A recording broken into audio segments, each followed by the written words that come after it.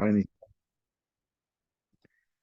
Amado Padre que estás en los cielos, en esta tarde te bendecimos con todo nuestro corazón y rendimos, Padre, nuestro ser en tu presencia, reconociendo tu bondad y tu soberanía sobre nuestras vidas.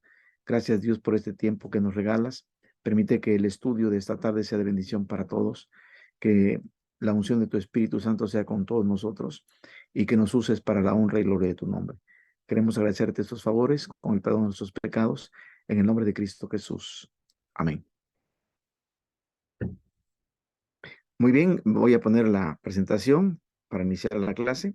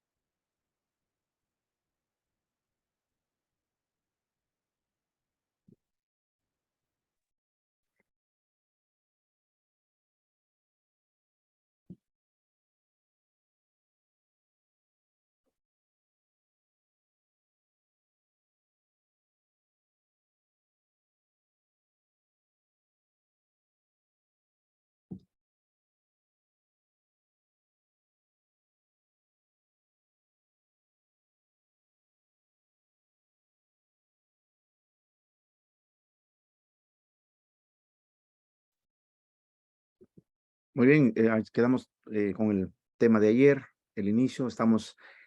Vimos primero el fundamento bíblico. Bueno, primero vimos el, este,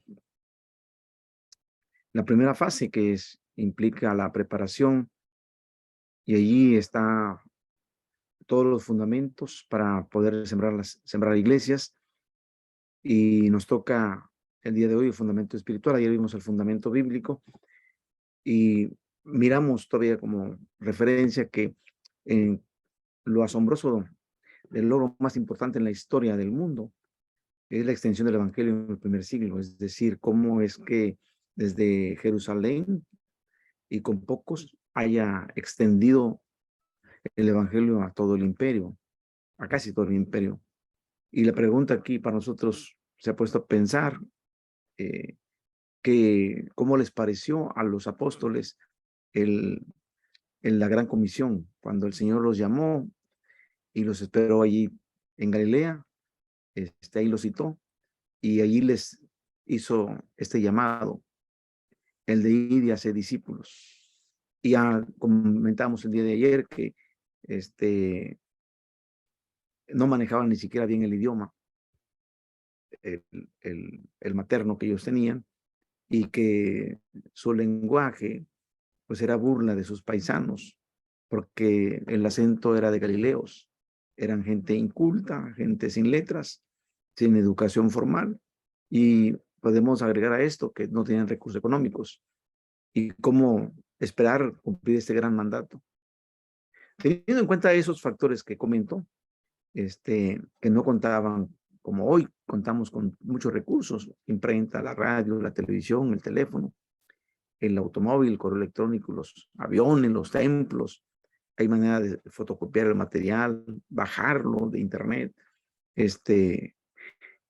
No tenían ellos una organización central ni recursos económicos. Sin embargo, aunque no tampoco tenían amigos influyentes, la pregunta aquí: ¿cómo nos explicamos que el evangelio llegó hasta la mera capital del imperio, es decir, hasta Roma?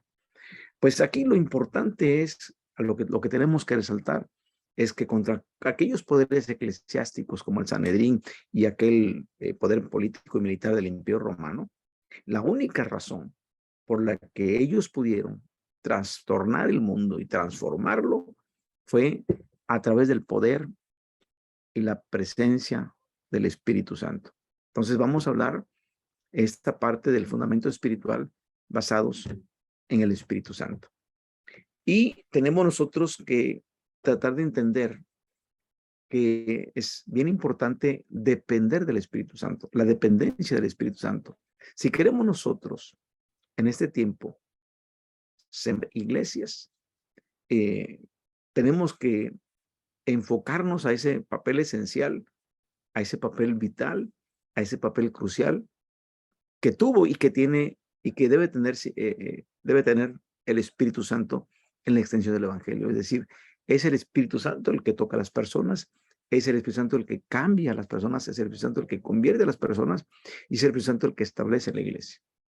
Así que nosotros, si queremos ser sembradores de iglesias, tenemos que estar familiarizados con la función que el Espíritu Santo cumple en la plantación de las nuevas congregaciones, a fin de que cada uno de nosotros tenga una dependencia completa del poder de lo alto, tanto en su dirección, en su presencia, como en su poder para lograr todos los objetivos, lograr el objetivo que nosotros nos hayamos trazado.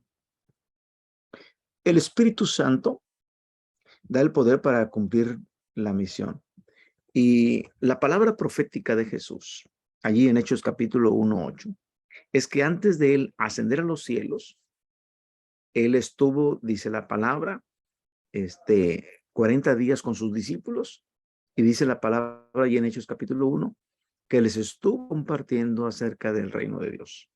Y al final de todo esto, de asegurarse que habían entendido la predicación del reino de Dios, ahora él les lanza esta palabra profética, pero recibiréis poder cuando el Espíritu Santo haya venido sobre vosotros. Es decir, ellos tienen que experimentar la llenura del Espíritu Santo. Tienen que experimentar el poder del Espíritu Santo para poder testificar tanto en Jerusalén, en toda Judea, en Samaria y hasta en lo último de la tierra. Y sus discípulos habían preguntado, hicieron una pregunta muy interesante porque ellos, al establecimiento del reino, estaban pensando en cómo librarse de ese poder político, es decir, cómo librarse del yugo romano. Y ahí antes del 8 está el verso 6. Le preguntaron, ¿restituirás el reino de Israel en este tiempo? Y Jesús promete un tipo distinto de poder. No ese poder político, no es ese poder militar, sino ese dunamis, esa dinamita, y es una capacitación total que hace el Espíritu Santo, y a través de que ellos van a tener una tarea muy importante, y aunque parece que es una tarea gigantesca, ellos van a salir adelante a través del poder del Espíritu Santo. Hay un historiador y misionero de nombre Albert von Oster que afirma: la iglesia recibió de Cristo no solo el mandato, sino el impulso interior poderoso, irresistible de vida y amor para transmitir a su ambiente la vida que había recibido. Es decir, todos aquellos que habían recibido la vida eterna, que estaban experimentando la nueva vida que es en Cristo Jesús, que habían iniciado ya una nueva humanidad, en la humanidad del segundo Adán, porque el primer Adán trajo pecado y muerte, mas este segundo Adán trae salvación y vida. El mandato va con el impulso del Espíritu Santo. Es decir, va la orden, pero antes de la orden va esa capacidad, ese poder que es irresistible de vida y amor para transmitir a todo el género humano la vida que habían ellos recibido. Así que primero queremos decir que el Espíritu Santo da poder y un espíritu de valentía. Es decir, estas personas que al principio fueron temerosas, estas personas que traicionaron a Jesús, que lo negaron, como Pedro, como el caso de Pedro, van a tener un cambio vertiginoso, totalmente diametral, es decir, van a ir de un polo al otro, porque el Espíritu Santo les va a dar un espíritu de valentía. Y este ejemplo más dramático es el de Simón Pedro, quien negó a Jesús, a su maestro, ante una sirvienta. Fíjense, ante una persona de ínfima categoría. Pero más adelante, Pedro, ya transformado por este poder, proclamó a Cristo ante una asombrada multitud en Hechos capítulo 2. Y entonces da un sermón increíble. Se para delante de todos y con toda seguridad habla de aquel que murió, pero que él asegura que vive. Y a través del resucitado, predica a la multitud que queda completamente asombrada.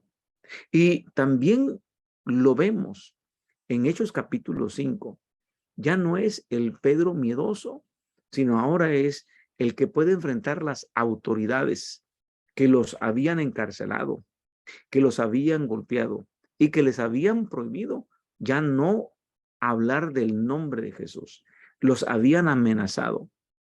Y cuando Pedro y Juan se reúnen con los miembros de la iglesia, dice la palabra que vuelven a orar y vuelven a ser llenos otra vez del Espíritu Santo. Es decir, la llenura vuelve a ellos y ellos que habían sido llenados en el capítulo 2, verso 4 de Hechos, ahora vuelven otra vez a experimentar esa llenura y ese poder que les hace decir delante de las autoridades, es necesario obedecer a Dios antes que los hombres. Esa es una maravillosa respuesta. Es necesario obedecer a Dios antes que los hombres. Hechos capítulo 5, 29. Luego procedieron también a testificar a aquellos que los amenazaban. Y vean cómo Hechos capítulo 5, verso 30 al 32, el doctor Lucas describe este acontecimiento. Dice, el Dios de nuestros padres levantó a Jesús, a quien vosotros matasteis colgándole en un madero. Prácticamente la predicación poderosa es la resurrección de Cristo. Ellos están predicando al Cristo resucitado, aquel que ellos mataron y que crucificaron en un madero, pero que Dios, el Dios de sus padres, dice, lo levantó de la tumba. A este lo ha enaltecido Dios con su diestra como príncipe y salvador para dar a Israel arrepentimiento y perdón de pecados. Nosotros somos testigos de estas cosas y también el Espíritu Santo que Dios ha dado a los que le obedecen. Así que miramos, hermanos, que ahora los apóstoles han recibido un espíritu de valentía, un espíritu de poder. Han recibido la llenura del Espíritu Santo. En segundo lugar, el Espíritu Santo da poder brindando un espíritu de amor. Es decir, donde no solamente se trata de amar a Dios, sino de amar al prójimo, de amar a las personas. Y este Espíritu Santo, Espíritu de Dios, les provoca ese celo para evangelizar. Y no es que va a surgir de una fe intelectual, no es de creencias intelectuales. ¿Se acuerdan la clase del año pasado que hablamos de una fe intelectual? No es de una fe intelectual, no es de una fe temporal, es de una fe salvífica, una fe que salva. Es decir, no es aquella que solamente es intelectual y que puede tener solamente argumentos teológicos sin la presencia del amor. No, no, no, no. Es el completo conocimiento de Cristo. Es decir, es una riqueza tan grande que el espíritu de amor tiene que obligadamente anhelar poderlo compartir, impartirlo. Dice Romanos capítulo 5, 5. Y la esperanza no acarrea vergüenza, porque el amor de Dios ha sido derramado en nuestros corazones por el Espíritu Santo que nos ha sido dado. Entonces, es bien importante esta parte que tenemos que entender. Y cuando vimos evangelismo, deben de recordar lo importante que es el quinto elemento. ¿Se acuerdan? la fe.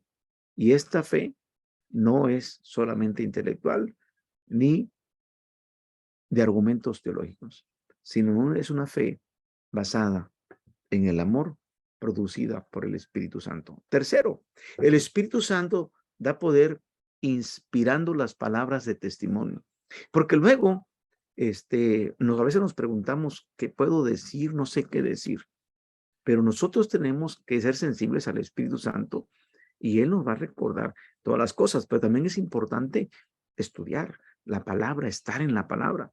Cuando Pedro predicó el evangelio el día de Pentecostés, sus palabras fueron inspiradas por el Espíritu Santo y sus oyentes, al escucharlo, sintieron una punzada en su corazón, se compungieron de corazón. Es decir, que no solamente tocó sus conciencias, sino que fue algo que fue un toque al corazón. Y también en la predicación de Esteban, cuando Esteban estaba compartiendo la palabra a los ancianos en la sinagoga, Hechos 6:10 dice, no podían resistir la sabiduría y el espíritu con que hablaba. Si nosotros revisamos los sermones, tanto del Pentecostés de Pedro como el de Esteban, vamos a darnos cuenta que la parte homilética y la parte de lo que constituye el sermón, uno dice, estas palabras muchas veces las he predicado. De este sermón he predicado muchas veces y nadie se convierte. Y con este mismo sermón, Pedro hizo el llamado a 3,000 a bautizarse. Se compungieron de corazón. Pero no es solamente el bosquejo, la homilética, no es solamente el estudio teológico, hermenéutico. Tiene que haber unción, tiene que haber poder, tiene que estar presente el Espíritu Santo, porque vamos a ver más adelante lo que hace el Espíritu Santo con las personas.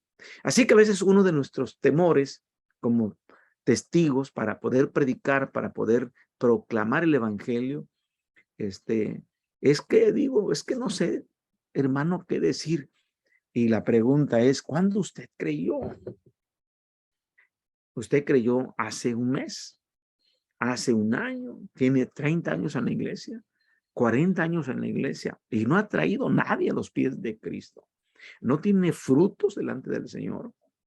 ¿Qué está pasando? Entonces, tenemos que hacer una reflexión y decir, bueno, el Espíritu Santo es el que toca a las personas, pero me tiene que usar a mí.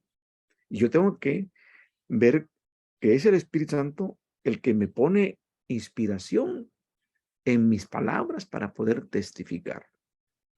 Así que necesitas saber que el Espíritu Santo estará presente para inspirar sus palabras. Nuestras palabras tienen que ir con la inspiración del Espíritu. El Espíritu Santo provee la estrategia para la misión. Así que cuando hablamos nosotros de la palabra estrategia, quiero que por favor analice que es una palabra griega que viene de la palabra griega stratus, que significa prácticamente una metodología bien diseñada que se usaba en la guerra, los generales, hacer una estrategia y que es una metodología bien diseñada para alcanzar un objetivo. Entonces, el Espíritu Santo provee toda esta parte de metodología para poder cumplir con la misión, para poder alcanzar al perdido. El Espíritu Santo provee la estrategia general. Nunca ha dejado de asombrar la forma con que el Espíritu Santo guió a la iglesia primitiva. Fue la iglesia moviéndose, pero bajo el poder del Espíritu Santo. Y entonces, cuando leemos Hechos 1:8, que da un bosquejo de la estrategia general, cómo es que vas a empezar y dónde deberías terminar. Es decirme, de dónde me tienes que ser testigo, de dónde empiezas y hasta dónde es el final. Es Jerusalén, es Judea, es Samaria y entonces hasta lo último de la tierra. Y queridos hermanos, como ya a veces lo he dicho muchas veces, válgame la redundancia, es que nosotros estamos en lo último de la tierra.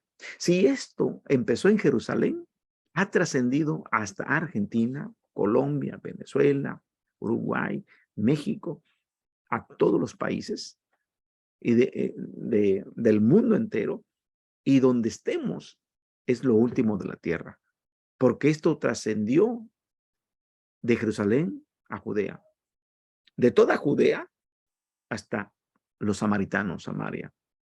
Pasó el límite de Israel y se fue hasta los últimos países, hasta lo último de la tierra. Así que este es el bosquejo y es el resto del libro de Hechos. Va a mostrar cómo se llevó a cabo. Si nosotros estudiamos el libro de los Hechos, vamos a ver cómo es que empieza en Jerusalén y luego es cómo se está predicando en toda Judea. Y ya vemos cómo en el capítulo 7 ya está la predicación en Samaria. Y ya luego vemos en el capítulo 11 cómo ya está en lo último de la tierra. Ya está en Antioquía, ya está. Y llega el momento en que, por ejemplo, en el capítulo 15 y 16, los apóstoles están pensando en hacer un nuevo recorrido para visitar las iglesias y el Espíritu Santo los detiene, les marca una visión, como vamos a ver más adelante. Así que el Espíritu Santo, segundo punto, guía a individuos en momentos estratégicos, porque no solo proveyó la estrategia general para la extensión del evangelio, sino que guió a las personas, guió a cada persona. Y uno se pone a pensar, ¿cómo es posible que el Espíritu Santo le diga a Felipe, vete camino al desierto? En el desierto pues no hay gente, no hay población, no hay nada. Sin embargo, él confía en lo que el Espíritu Santo y lo pone en el lugar donde va a pasar un carruaje, donde va a pasar una persona distinguida en un carruaje. Y entonces Felipe tiene un contacto con un etíope, con un tesorero, con un funcionario de Etiopía, según miramos ahí en Hechos 8:29. Y luego miramos nosotros el segundo ejemplo de Pedro visitando a Cornelio. Pedro, en primer lugar, está en el mar Mediterráneo, en el puerto de Jope, en casa de un Simón curtidor. Y él ha estado en ayuno, ha estado con hambre, sin embargo, sube a la azotea y entra en una éxtasis y se le aparece una visión por 3 veces, con el único propósito de ponerle un pabellón con muchos animales y que escuchaba la voz que decía, Pedro, mata y come. Pero era con el único propósito de enseñarle que tenía él que llegar a casa de un gentil, a un romano. Tan romano era que su compañera, la italiana, y era un centurión. Pero recibe esta visión para poder entrar, para poder llegar, y se lleva a 5 judíos convertidos para que fueran testigos de lo que iba a acontecer, porque él sabía que no podía un judío entrar a casa de un gentil. Sin embargo, el Señor ya estaba trabajando en la vida de Cornelio, porque era un hombre que daba limosnas, que tenía buen testimonio y que él lo había mandado traer con sus oficiales. Y Pedro ya no duda en ir, y ahí hay esa experiencia maravillosa en Hechos capítulo 10. Y tercero, lo que les comentaba hace un momento es la visión que tiene Pablo. Pablo está prácticamente en los límites de Asia. Está casi en la frontera del continente asiático. Y está a punto de entrar al continente europeo. La primera ciudad, Filipos. Pero él ha pensado no ir a Europa. Él está pensando en visitar todas las iglesias. Y el Espíritu Santo le impide. No. Hasta que presenta una visión de un hombre macedonio que les dice, ven y ayúdanos. Y entonces empieza la extensión del evangelio al continente europeo. Pablo pasa a Macedonia, uno de los países bálticos de hoy. Hechos 16, capítulo 6, verso 7. En su libro Misión y Métodos de St. Paul's, o Métodos Misioneros los de San Pablo a los nuestros, Roland Allen dedica mucho espacio para describir la estrategia misionera utilizada por Pablo. Fíjense, en centros de administración romana. Sí, porque eran los romanos los que imperaban y ellos administraban todos los países, todos los lugares. Sin embargo, antes de Roma había estado el imperio griego con Alejandro Magno. Y entonces la civilización era griega. Se hablaba el griego, había muchos filósofos griegos, había mucha influencia griega. Bueno, el Nuevo Testamento se escribió en griego. Y había una influencia judía también. Entonces, por un lado, la administración romana, por otro lado, la civilización griega y por otro lado, la influencia judía. Y el comercio mundial, porque todos los caminos que iban directo a Roma, pero todos estaban diseñados para el comercio mundial.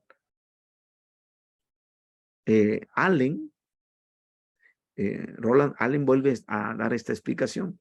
A medida que el Espíritu Santo abría la puerta, Pablo se concentraba en ese centro y lo convertía en un lugar estratégico de actividad evangelizadora. Es decir, este es un centro comercial, aquí es un centro donde mucha gente viene y entonces empezaron a buscar de manera estratégica, no el Espíritu Santo, porque son momentos estratégicos donde el Espíritu Santo guía a individuos a esos momentos, a esos lugares estratégicos. Tercero, el Espíritu Santo guía a la iglesia también en momentos estratégicos. Ayudó a los apóstoles primero a resolver esa crisis relacionada con las viudas griegas. De hecho, eran judías convertidas, pero que tenían influencia griega, ya lo vimos en la clase de ayer, en Hechos capítulo 6. Y el Espíritu Santo ayuda y resuelve ese problema. Pero también el Espíritu Santo comisiona al equipo misionero, es decir, apártenme a Saulo y a Bernabé para la misión. El Espíritu Santo comisiona al equipo. Y también miramos cómo el Espíritu Santo interviene en el concilio de Jerusalén, en Hechos 15.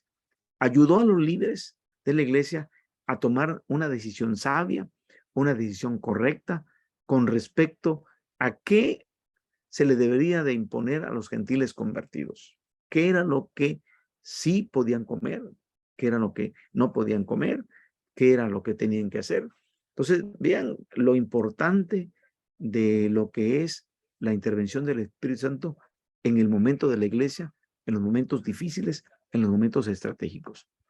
La pregunta para nosotros, para ustedes, queridos alumnos, ¿tiene el Espíritu Santo un plan para la evangelización de su provincia, de su ciudad, de su comunidad? ¿Tendrá el Espíritu Santo un plan? Yo tengo mi respuesta. Espero que usted tenga la suya también, que usted responda a esta pregunta. ¿Tendrá el Espíritu Santo un plan de evangelización para la provincia, para su ciudad, para su comunidad? La respuesta, yo la tengo, usted la debe tener también. El Espíritu Santo produce los resultados. Como dijo el profeta Zacarías, capítulo 4:6, en última instancia, esto no es con ejército ni con fuerza. No es con espada. No es con ejército. Dice, sino con mi espíritu, ha dicho Jehová de los ejércitos. Así que el Espíritu Santo es el encargado de producir resultados. Primero, va a convencer de la verdad del evangelio.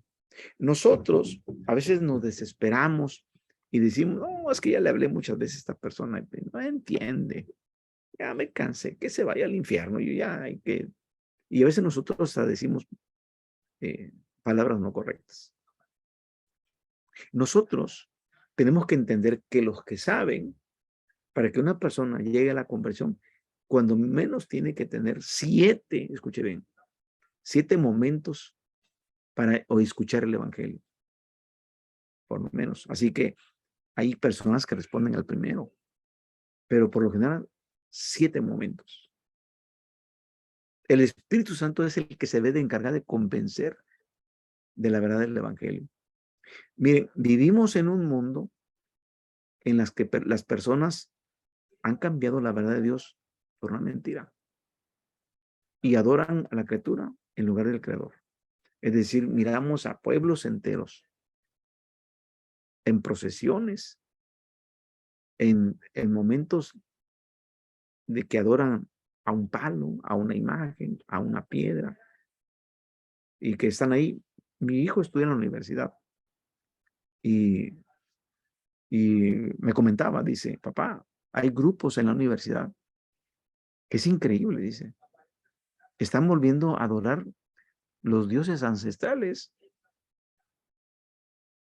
de México. Le digo, ¿cómo? Sí, dice, hay grupos que, que están buscando, o están buscando adorar al dios de la lluvia, a Quetzalcóatl, la serpiente emplumada, los dioses antiguos de nuestro país. Muchachos de la universidad, dice, sí, dice, es que es una locura. Mi hijo me comentaba eso. Sí, la gente está cambiando la verdad de Dios por una mentira y de adoran a la criatura en lugar del Creador.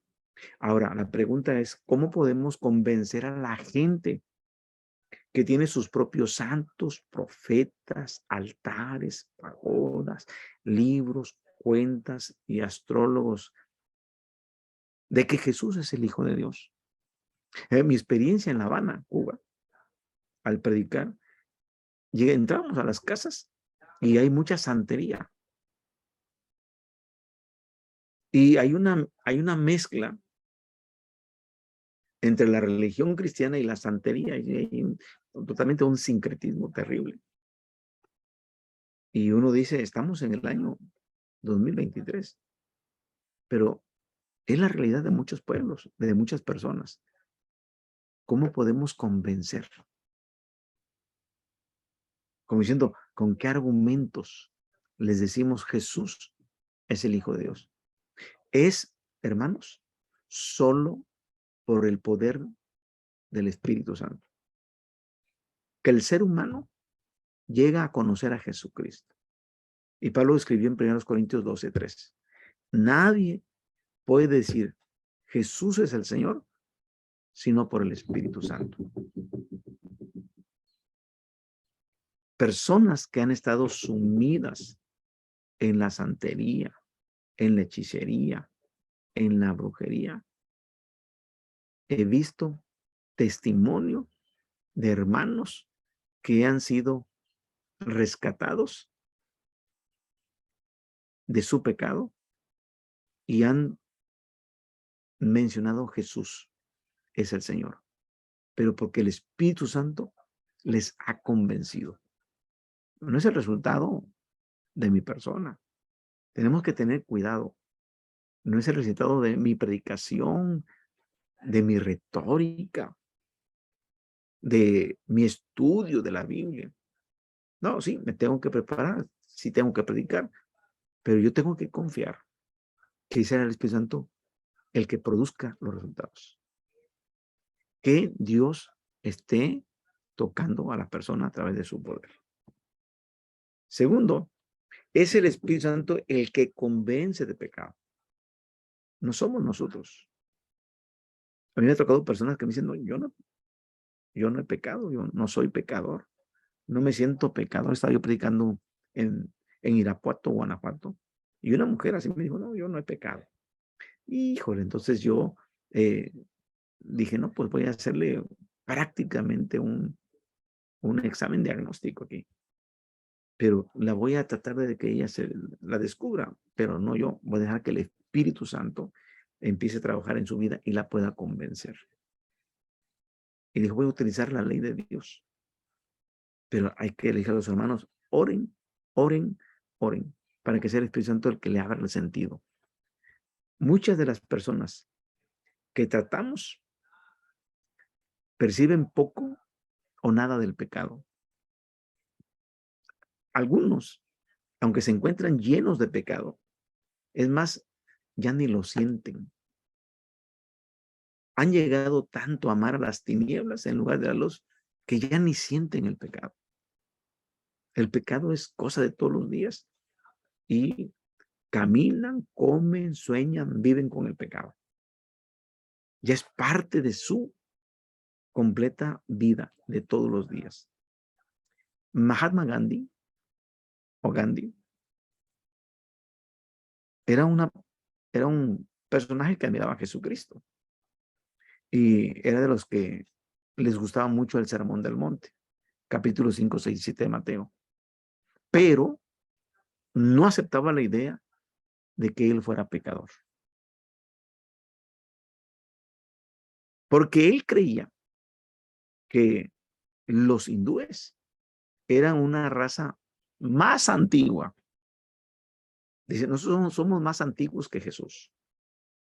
Nosotros somos más antiguos que la religión cristiana. Si hubiera sabido Mahatma Gandhi que Cristo Jesús es antes de la fundación del mundo, que Él está con el Padre de la eternidad, que va de eternidad a eternidad. Él hubiera comprendido entonces que Él, como todos, somos pecadores y necesitamos la salvación. Pero a Él no le gustaba que gente extranjera le dijera, ustedes son pecadores. Y puede ser que nos toque gente en nuestro lugar de origen, donde vivimos, que digan, no, para mí el pecado no existe. Para mí el pecado no es. Una total anarquía, ¿no? Aquí no existe el pecado. Juan 16:8 declara lo siguiente. Cuando Él venga, el Espíritu Santo, convencerá al mundo de pecado, de justicia y de juicio. Es decir, ¿quién tiene que convencer al mundo de su pecado? Es el Espíritu Santo. Él tiene que convencerlo. Él tiene que trabajar en su vida. Nos ha tocado mirar, hermanos, incluso a jóvenes de la iglesia, que de niños iban a la iglesia, entraron a la adolescencia, se fueron de la iglesia, a vivir, decimos acá, la vida loca. Sí. Se acerca una hermana de la iglesia con mi esposa y muy afligida. Todos sus hijos ya no van a la iglesia. Todos sus hijos. Todos sus hijos. Y algunos de ellos tocaban en la música, ¿sí? Tocaban en el grupo de alabanza. Y dice, hermana, pongamos en oración que sea el Espíritu Santo que trabaje en la vida de ellos, que los toque. Ya no les diga nada. Ya no. Y como decía su papá, lo único que hago, hermanos, es los estorbo lo más que puedo para que no anden pecando. Los estorbo. Es decir, no estoy de acuerdo con lo que hacen, pero yo los estorbo. Y estamos orando. Y nos pusimos a orar. Y hace como 2, 3 semanas, como sí, unas 3 semanas, empezó el primero. Bajó de su habitación a la cocina con su mamá y llorando le pidió perdón. Y dice, mamá, es que no sé si en la iglesia me van a recibir. Dice, hijo, la iglesia siempre ha estado preguntando por ti y siempre han estado orando por ti. Me acuerdo que el día que llegó a la iglesia, fui y lo abracé y me dijo, hermano, vine para ya no dejar la iglesia. Vine para entregarle mi vida a Dios. Oh, te felicito, joven. Te felicito. El Espíritu Santo tiene que convencer a las personas. Nosotros tenemos que orar por nuestros hijos, por nuestros familiares, por hermanos que han dejado la iglesia, que han dejado. Entonces, estar con eso de que ellos se han convencido de su pecado, de su falta. Tercero, el Espíritu Santo convierte al pecador. Aunque Dios llama a instrumentos humanos para proclamar las buenas nuevas de salvación, es decir, sí tenemos que predicar, sí tenemos que ir a compartir el mensaje, obsequiar una Biblia, obsequiar un folleto, un afiche, eh, dar literatura de nuestra iglesia, pero sí somos instrumentos que Dios nos usa y, y tenemos que hacer nuestra labor, pero la conversión, el cambio, lo hace el Espíritu Santo. Es la obra del Espíritu Santo la que produce la transformación de la vida del pecador. Es Dios quien toca el corazón de la persona y Él es el que lo convierte de su mal camino. Así que en el trabajo de sembrar iglesias, hermanos, y vamos a lugares donde no hay iglesia de Dios y tenemos que abrir una congregación, tiene que ser el trabajo, la labor del Espíritu Santo y nosotros nos convertimos en colaboradores de nuestro Dios. Ahora, ¿cómo descubrir los dones espirituales? ¿Cómo va a descubrir sus dones espirituales? El Espíritu Santo provee los dones necesarios para el ministerio. Y a lo mejor se pregunta, bueno, ¿qué dones se requieren para que sembremos iglesias? ¿Y qué dones tengo? En 1 Corintios 12, en Romanos 12 y Efesios 4, encontramos los ministerios, encontramos los dones espirituales enunciados por el apóstol Pablo, tanto a los Corintios, tanto a Romanos como a Efesios. En esas 3 epístolas, el apóstol Pablo hace un listado de esos dones espirituales.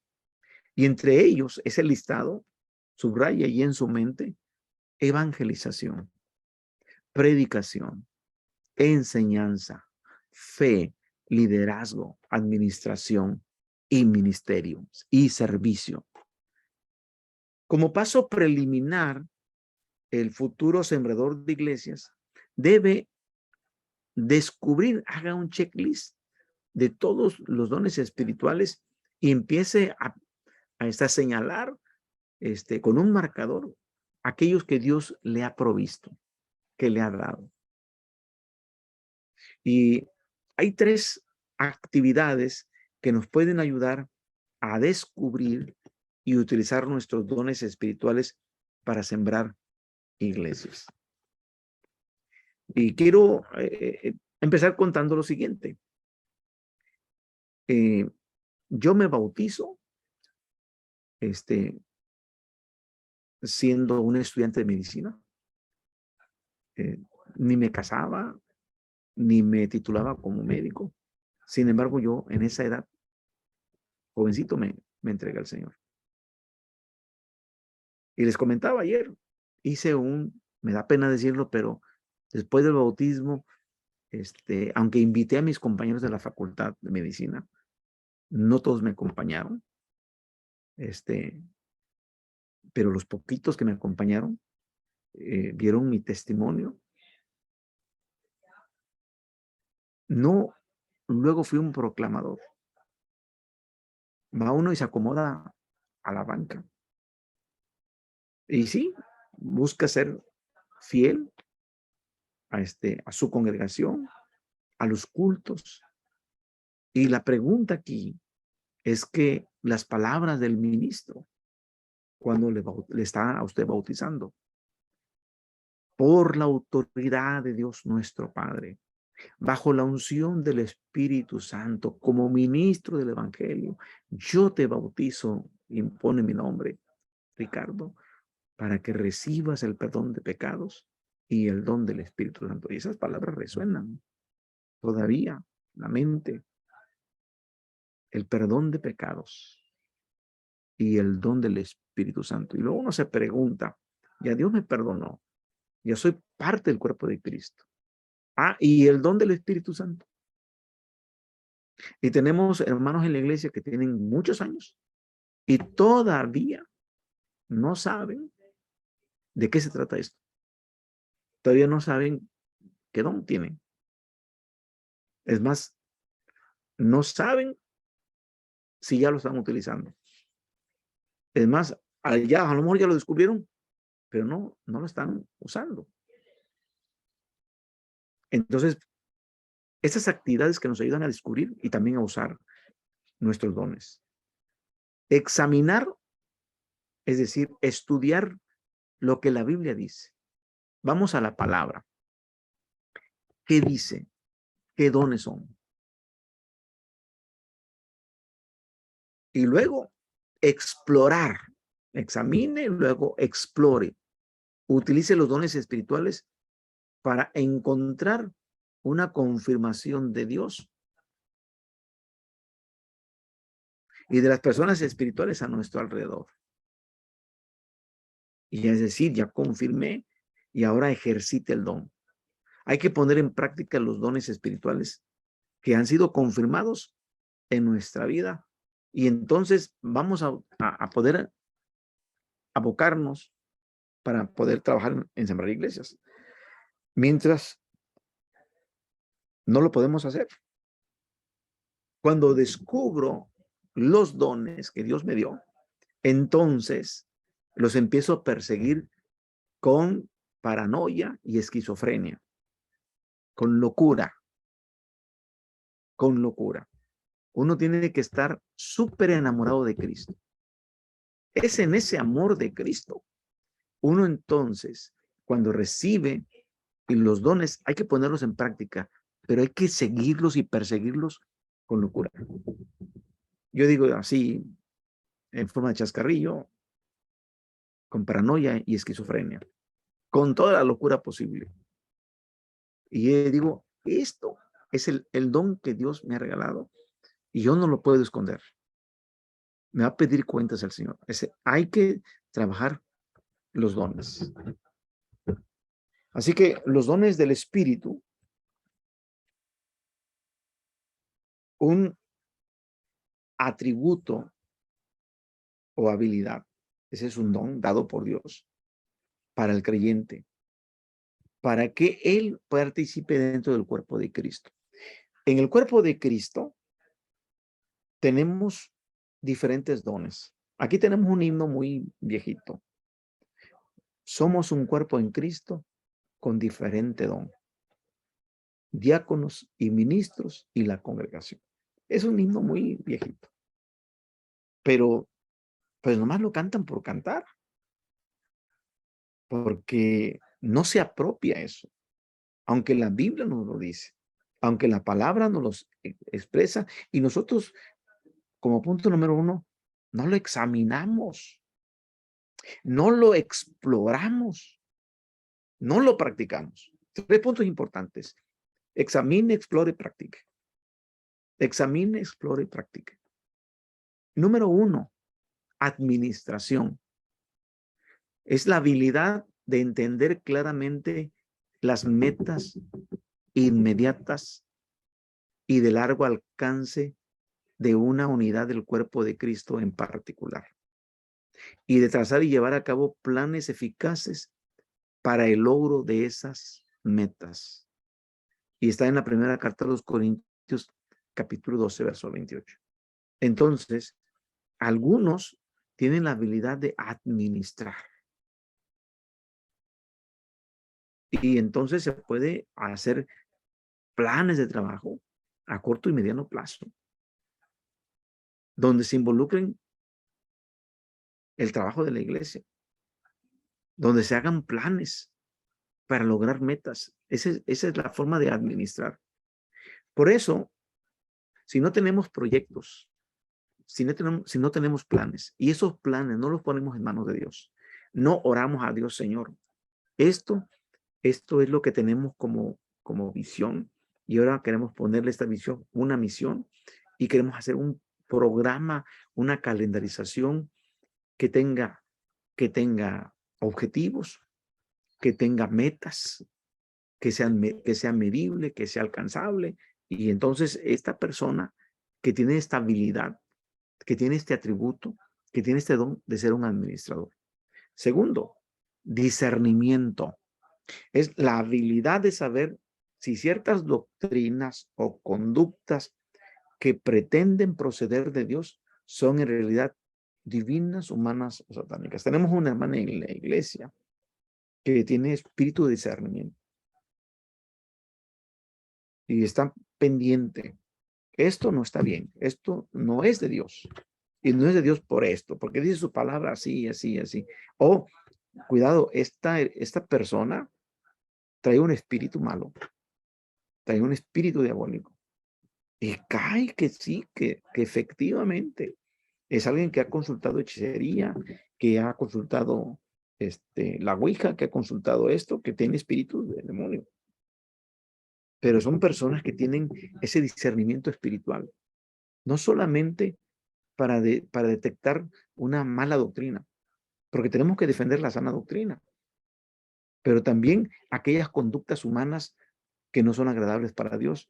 Y están las citas aquí, 1 de Juan 4:1, Hechos 5 del 1 al 10, 1 Corintios 12:10.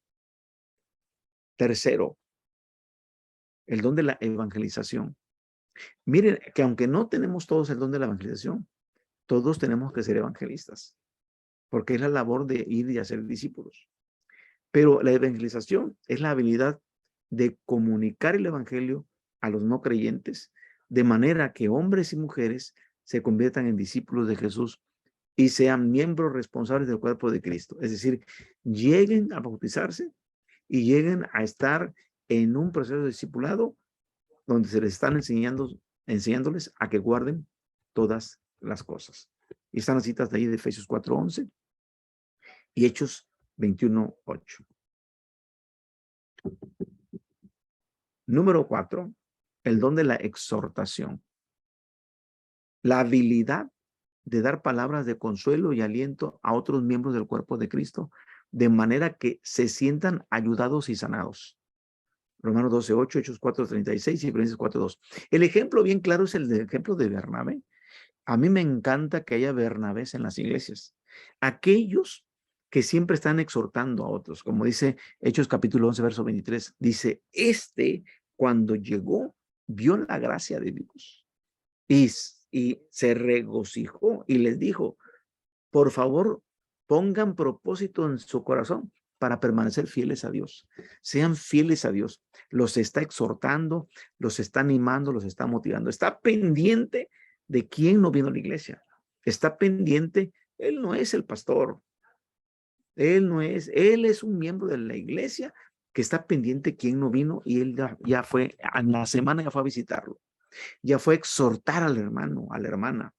Fue a consolar a la hermana, fue a alentar al hermano, fue a estar presente, a orar por él y decirle, véngase, reúnase. Es alguien que es un Bernabé. Debe haber muchos Bernabé en la iglesia. 5, el don de la fe, intercesión. Es la habilidad de percibir la voluntad de Dios para el cuerpo de Cristo. Es la disposición de orar con total confianza en que Dios va a cumplir sus promesas. Es la habilidad de dedicar mucho tiempo a la oración a lo largo de extensos periodos de tiempo y ver respuestas frecuentes y específicas a esas oraciones. Es alguien que practica la fe, pero la practica como un don. Es alguien que en la iglesia tenemos personas que oran, que pasan horas de oración, que tienen en su casa, tienen un altar de oración, tienen un lugar especial para orar y que se pasan tiempo en la oración. Mujeres que están orando por el pastor, que están orando por los líderes. Y a veces uno no sabe de dónde viene tanta unción, tanto poder, pero cuando uno dice, seguramente la hermana fulana, el hermano sultano, no ha dejado de orar por mí, porque uno puede sentir la fuerza de Dios. Y son hermanos importantes en la iglesia. El don de dar,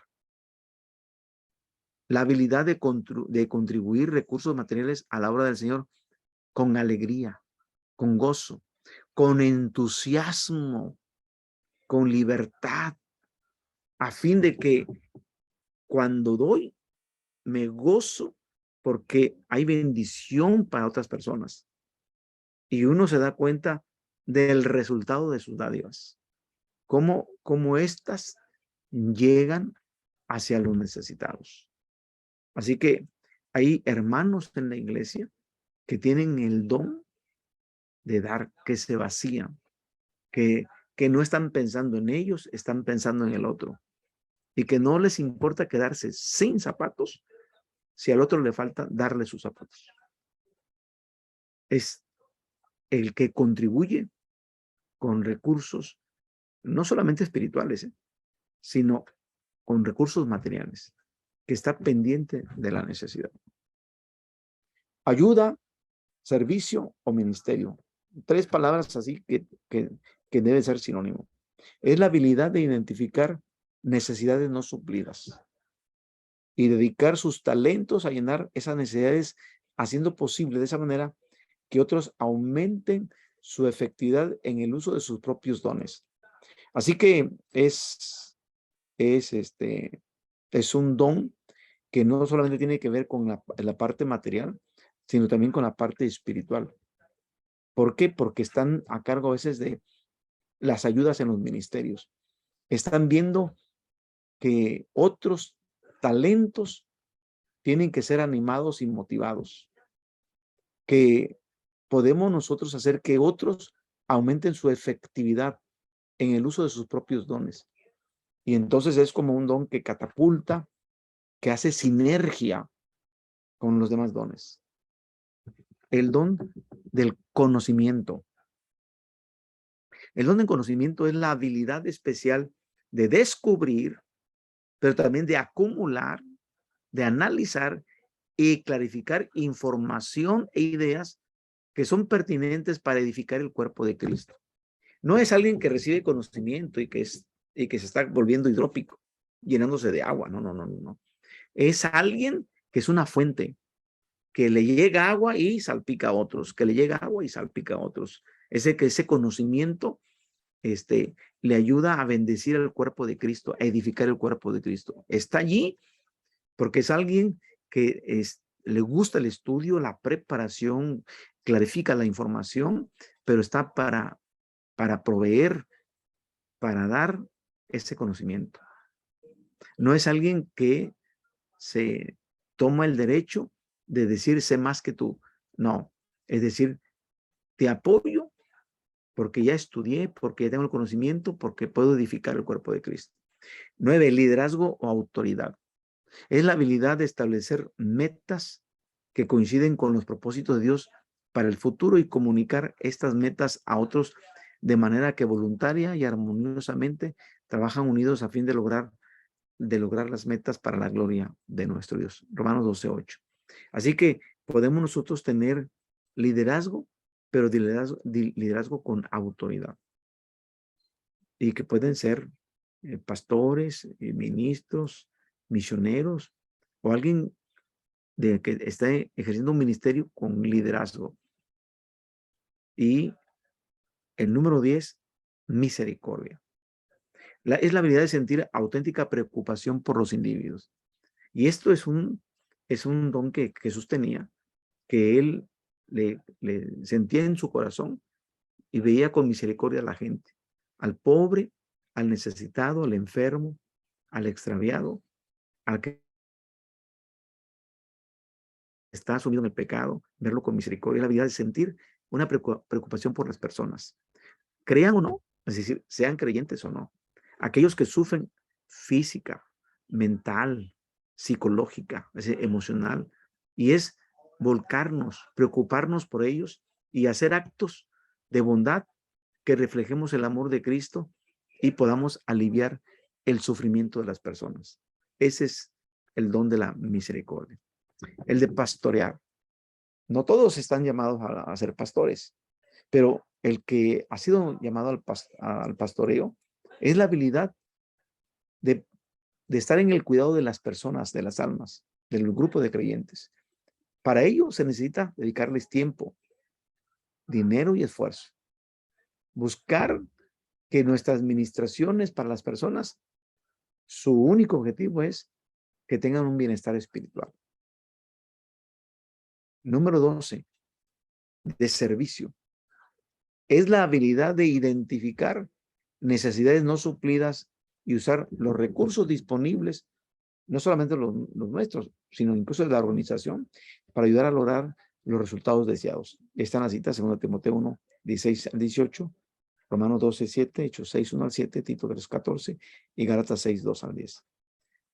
Enseñanza, la habilidad de comunicar información relevante a la salud y el ministerio del cuerpo de Cristo. Tiene que ver con la edificación, tiene que ver con doctrinar. 1 Corintios 12, 28, Efesios 4, 11 y Romanos 12, 7.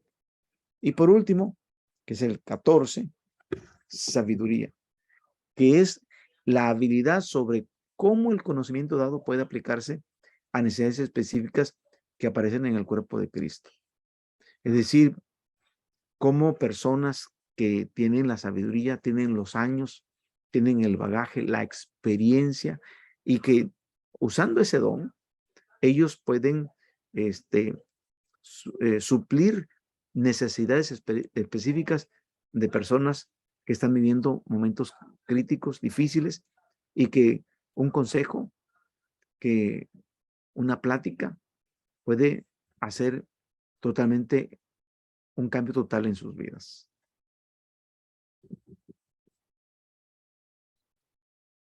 Muy bien, hasta aquí vamos a dejar el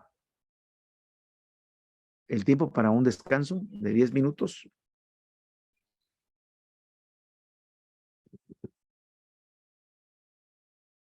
Un descansito de 10 minutos y ponemos el siguiente tema.